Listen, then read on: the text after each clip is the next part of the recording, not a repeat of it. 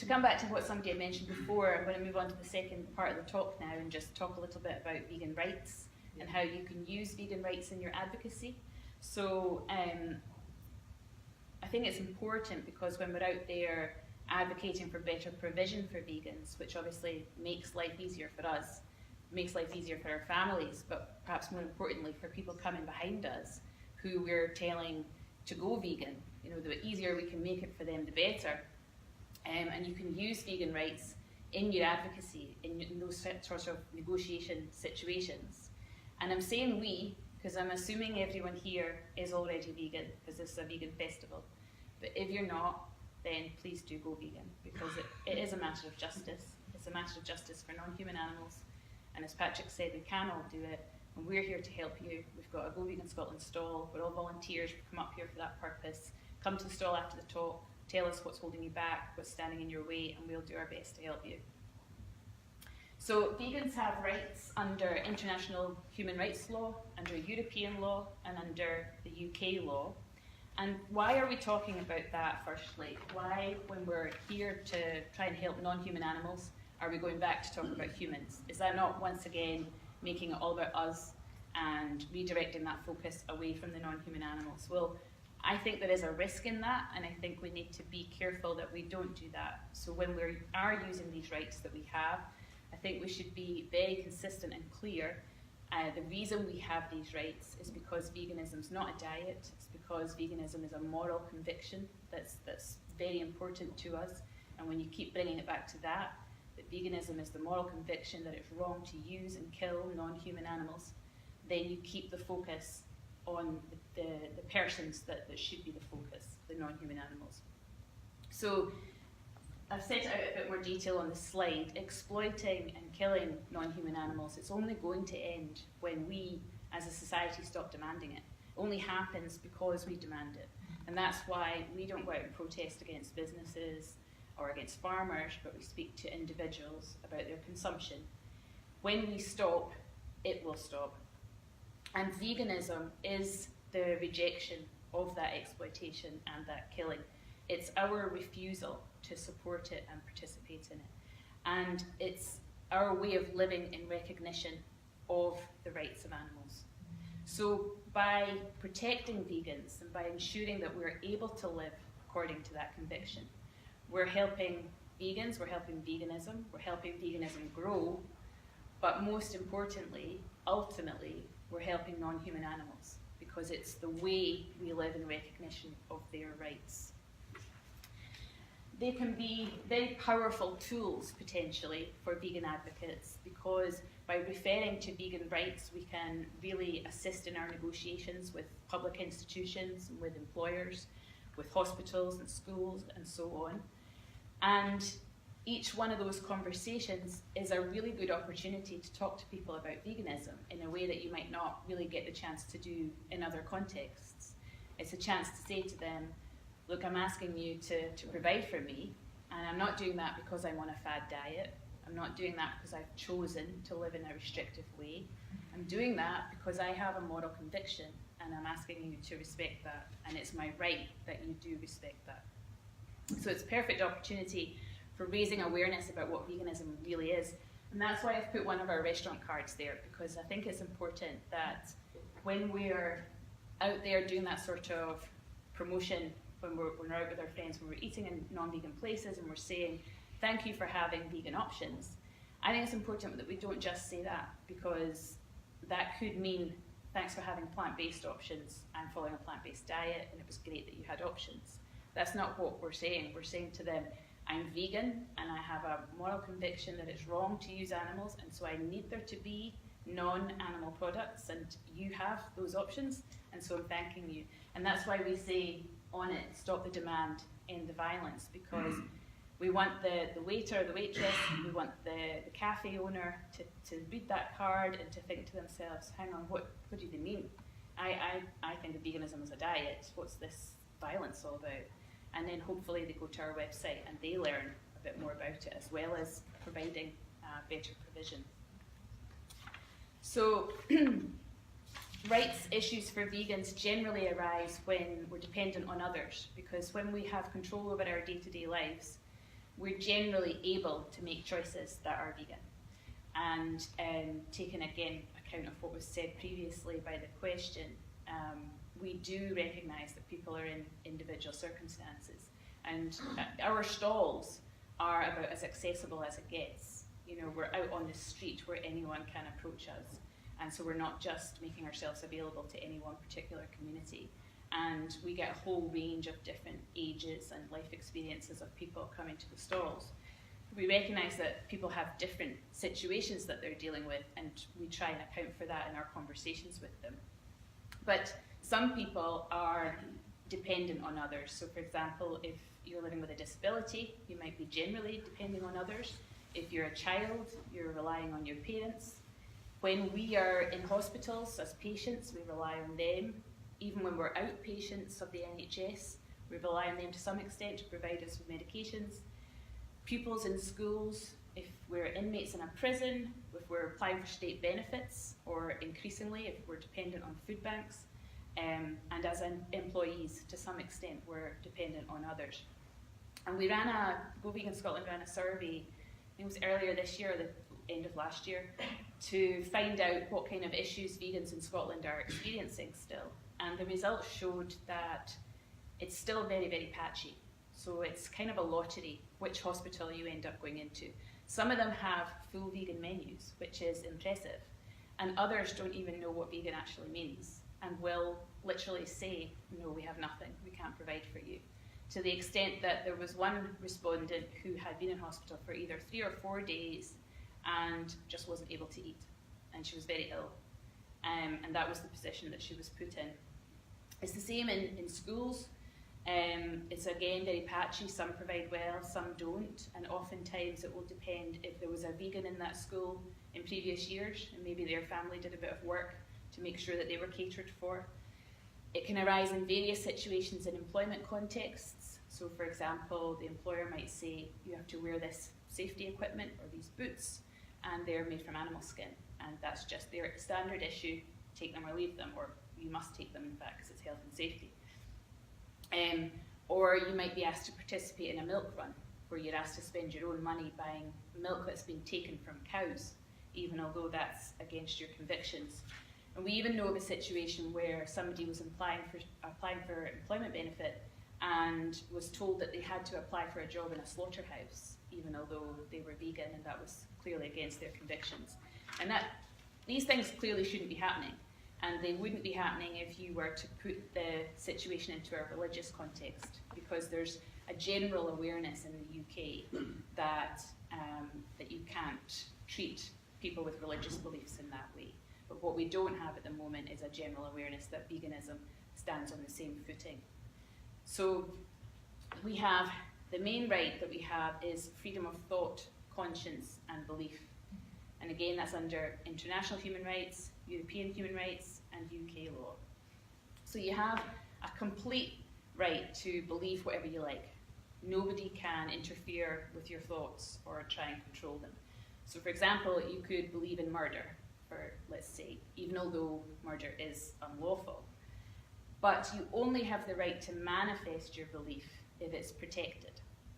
So you only have the right to act out in accordance with what you believe if your belief is protected. And beliefs are only protected if they have this level of cogency, or they're clear and logical and convincing, serious and important. So murder would not be protected. So you don't have the right to act out murder. But veganism is protected. So we have the right to live in accordance with our beliefs. And the way we live in accordance with our conviction that it's wrong to use and kill unnecessarily non-human animals is generally by avoiding participating in that or consuming animal products. So the government has an obligation to ensure that we are able to live by that conviction. And that applies to all state entities: hospitals, schools, prisons, care homes, Parliament itself, local authorities, councils. It also extends to some extent beyond state entities, because the government has an obligation to ensure and has to pass any laws that are necessary to make that happen. so even beyond the state context. And the only limits that they can put on our right to act in accordance with our beliefs is if they set those limits down in law, and they're laws that are necessary to protect public health, safety, order, or the fundamental freedoms of others.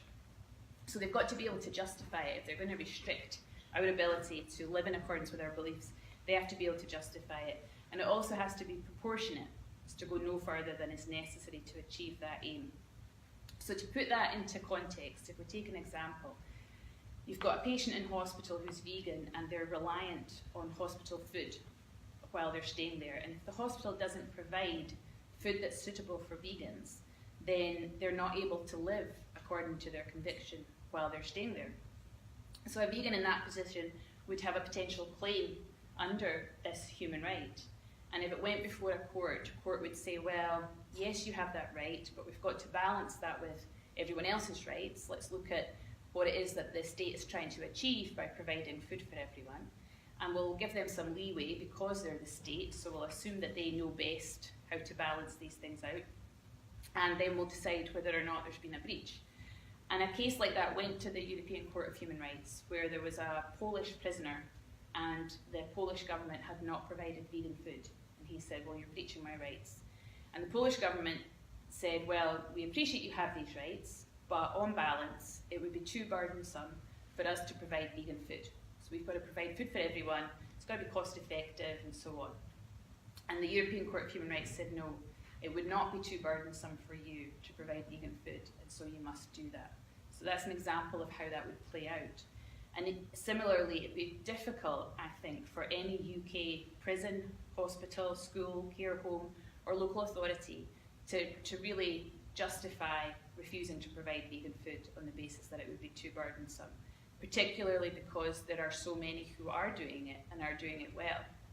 And because vegan food could be said to be inclusive, because generally everyone can eat it, and it doesn't cause problems in terms of other food restrictions. And the same approach could be taken for non-food items, such as employer work, safety clothing. So the other thing to note is that the government has an obligation to ensure this right to live according to your beliefs without distinction. So that means that to the extent that they protect religious beliefs, they need to also extend that same protection to vegan beliefs. So to the extent that a state entity is catering for religious food needs, they should be providing for vegans to the same extent, and that can be quite useful in specific contexts where you're negotiating with someone. Another right that I think is really important that hasn't really been used at all is the right of parents to have respect for their philosophical convictions by state educators. So this applies not only to the core education process, but to every function in the sphere of education, including ancillary functions. So for example, you might remember, quite a long time ago now, there was a Scottish couple who took a claim to the European Court of Human Rights on the basis that corporal punishment, using physical violence against their children in school, was a breach of their philosophical convictions that you shouldn't be violent to children. That was under this right. And the European Court of Human Rights said, yeah, we agree. Your philosophical conviction that it's wrong to inflict violence on children is protected, and the state is in breach. And that led to the outlawing of corporal punishment in state schools in the UK. Now, in the same way, the vegan philosophical conviction that it's wrong to use and kill non-human animals is protected. And so vegan parents have that protection, and their children should not be educated in a way that is in breach of that. And that's, I think, something to keep in mind for situations like dairy farmers being invited into school to talk to kids and to promote dairy and tell them that this is what we should all be doing. Representation of animals as things in our textbooks, using animals in class, and some of the school trips that they tend to take kids on. All of these things, I would say, are open to challenge. So that's our human right to freedom of conscience and belief. Now, separately and in addition to that, we've got the right to equality and freedom from discrimination. This means that the government must prohibit discrimination based on philosophical beliefs. And the UK government's accepted, again, that veganism is a philosophical belief. And this applies to the public or government bodies that we mentioned before, the hospitals and schools and prisons and so on. But importantly, it extends beyond that, and it applies to all employers, whether state or private. And it applies to all private service providers. So it includes restaurants, hotels and bars, private housing associations and so on. So what's prohibited? Firstly, direct discrimination, which means when a vegan is treated less favourably because they're vegan. So for example, a job advert which says vegans should not apply. And this surprisingly happened a few months ago. It's very rare to see direct discrimination like this, but there was an NHS trust in London, and they were advertising for an occupational therapist to help with people with anorexia, and they said vegans need not apply. And when you looked at the more detailed description, they said this position is not suitable to a restrictive diet, which comes back to my original point that a lot of these issues arise because of a misunderstanding about what veganism is. And so when they were challenged by people who pointed out veganism is not a restrictive diet, it's a fundamental conviction, the situation, I think, was that the therapy was to involve sitting down with the patient and eating high-fat, high-risk meals, as they were seen as, and the idea being that a vegan couldn't do that. But of course, as we know, there's a vegan version of everything, and you can be a vegan junk food person as well as you can be a whole food-based person. So they would not have been able to justify that, and they changed their advert pretty quickly when it was challenged. Indirect discrimination is where you have a neutral policy that applies to everyone, but the way it impacts on vegans, it discriminates against them, it disadvantages them because they're vegan. So for example, if an employer was to provide free food for everyone, but they didn't include an option that was suitable for vegans, that wouldn't be directly discriminating the vegan. They haven't singled them out and said, because you're vegan, we treat you differently. But their neutral policy has impacted on the vegan because of their beliefs. So that's indirect discrimination. Harassment is where a vegan endures unwanted conduct related to their beliefs, like an intimidating or hostile or humiliating environment, basically being picked on or bullied because of your veganism. And victimization, and what I should say about harassment actually is, it's not the intention of the person doing it that matters, it's how the person is made to feel that matters. Victimization is where the vegan who's being bullied goes to the employer and says, this is going on, you need to help me stop this, and they're victimized as a consequence. They're treated badly because of doing that. There are a couple of exceptions. So for direct discrimination, it is permissible to say vegans need not apply if there's a genuine occupational requirement. And again, go back to the NHS situation, they couldn't have shown that because there just wasn't. And it's very difficult to think of a job where being non-vegan is genuinely a requirement of the job. It's easy to think of some jobs that vegans would not want to do, but that's different to saying you need not apply. Indirect discrimination is permissible if the neutral policy is justified by the legitimate aim. So, we've got to feed everyone and we only have this budget. But you have to also show that the means of achieving the aim are proportionate and necessary. So this comes back to that idea we talked about earlier of, is it unduly burdensome for them to accommodate the vegan requirements? So there was another case that went to the European Court of Human Rights where there was a prisoner who had to work in a print shop as part of the prison rota of work. And he said, this is discriminatory against me because I'm vegan, the inks are not suitable for vegans, and so I don't want to work in the print room. And his case failed for a number of reasons, but on one of the grounds was that this was a neutral policy with a legitimate aim. The prison was trying to keep everyone occupied, and whatever other reasons that they gave for having this work rota, and everyone just needed to get involved. But I think there were other issues with that case that meant it went against him. The impact of using inks is very different to the impact of not having food provided for you. And it wasn't clear that the inks weren't vegan, and it wasn't clear that he was vegan. So there were a lot of issues with that case.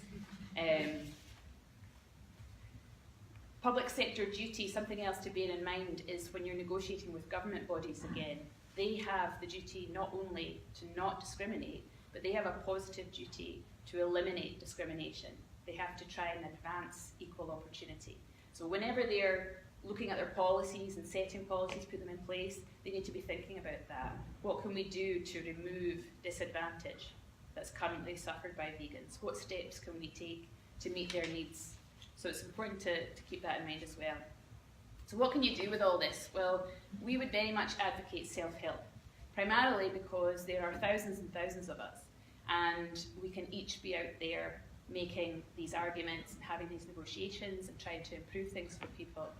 And also because there's very little in the way of support in these areas at the moment. And I've put citizens' advice on there, but I doubt that they will know about these rights, frankly. The International Vegan Rights Alliance is an alliance of lawyers around the world who are vegan and who are working on these issues. And I'm a representative along with Jeanette Rowley, but there's a limit to what we can do. I mean, that's another volunteer role that I have in addition to this one, and I have a full-time job. So there's a real limit to what we're able to do. And then there's the Vegan Society, which does do some advocacy work, but again, there's a limit there. So I think what we firstly need to be doing is trying to help ourselves. So when you encounter one of these situations, I would say, don't escalate it immediately if that's avoidable. Try and deal with it constructively at first, at least. Use it as an opportunity to educate. First of all, make sure they understand what veganism is and what the situation is that you're having to deal with, and then try and work with them to resolve that. So demonstrate to them that it's not unduly burdensome for them. Go do the research, post into the Facebook groups and find that non-animal skin boot that could be used as an equivalent for the health and safety boot, and take it to them and say, look, it's here. You know, it's a case of ordering. Okay, you might order them in bulk and this is a one-off purchase, but it's not that hard. If they say to you, well, it's way more expensive, you might say, well, I'm prepared to pay the difference. You know, there's compromises that you can come to there, and a lot can be done. And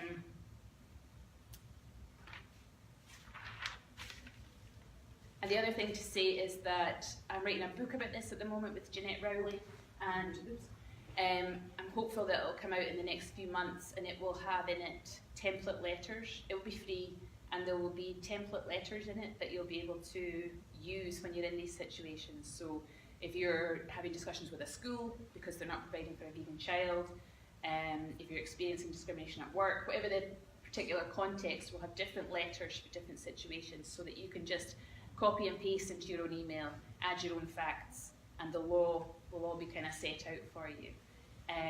So we'll be posting about that on the Go Vegan Scotland page when that comes out. And I think that's the only other thing to mention, other than that, as I said, if you're not yet vegan, we have a stall outside, and please come and have a chat to us. So if you have any questions, I have no idea what time it is. I think we have 5 minutes for questions. Is there any? Hi. How do you, this role you're in, how do you start off? How do you get the legal side of things? Well, they're really separate. I mean, I was a solicitor before I was vegan. And, you know, my job is not vegan rights. My job is just, you know, commercial law.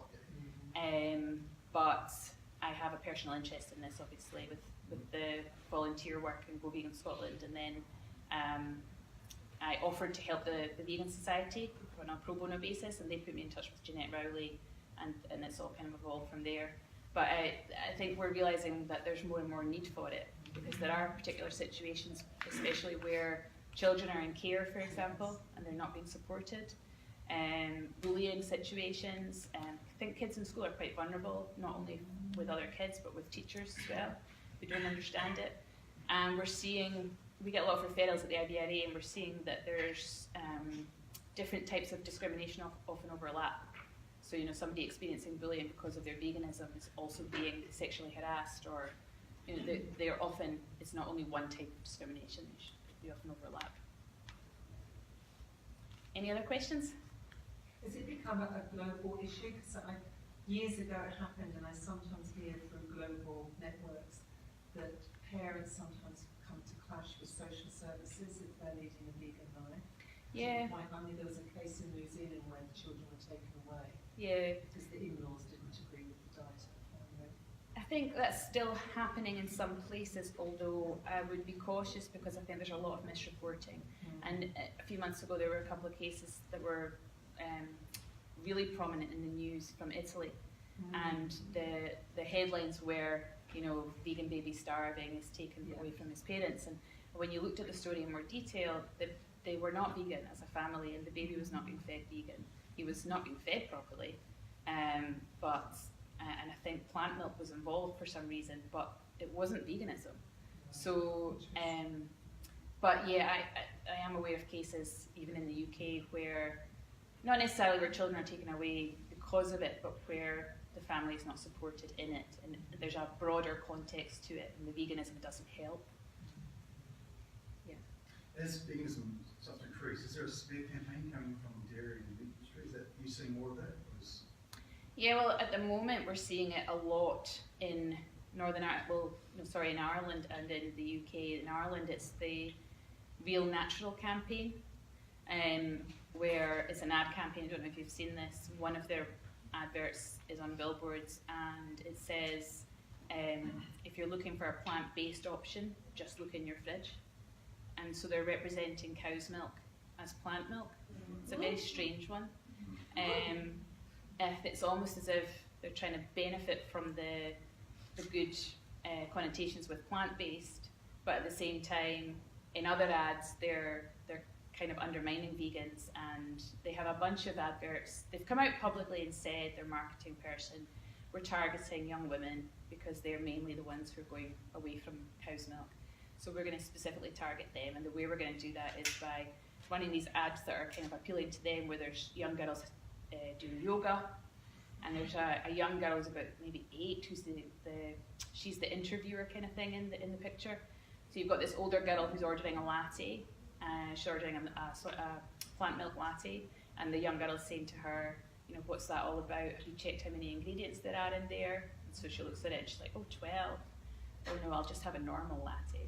You know, it's all this sort of stuff. So I think they're getting quite smart with it. I mean, I think that's a smart campaign. It's a horrible campaign, but I think it's quite bright to, you know, that is the area, the age range. I mean, people are going vegan at all ranges, but I think that in that particular age range, you're seeing it a lot. But the problem, I think, one of the problems, going back to what Patrick was saying earlier, is that a lot of people who call themselves vegan are not vegan, and they are eating plant-based, and they're doing that for health or for whatever other reason. And if a campaign like that undermines their confidence in the health aspect, then they may easily give it up.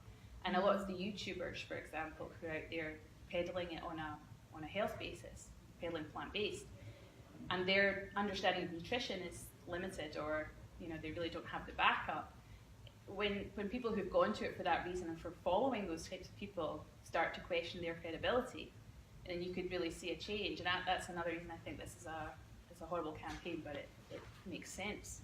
And then there's a UK campaign that is the Ministry of Dairy and Wholesome Related something. I mean, they've got an insignia, you know, like the government insignia, and this is there. They've got a YouTube campaign, it's all over Facebook, and so the dairy industry said a few months ago we're going to spend, can't remember how many millions on this, and they're starting to do it, and it'll run through next year.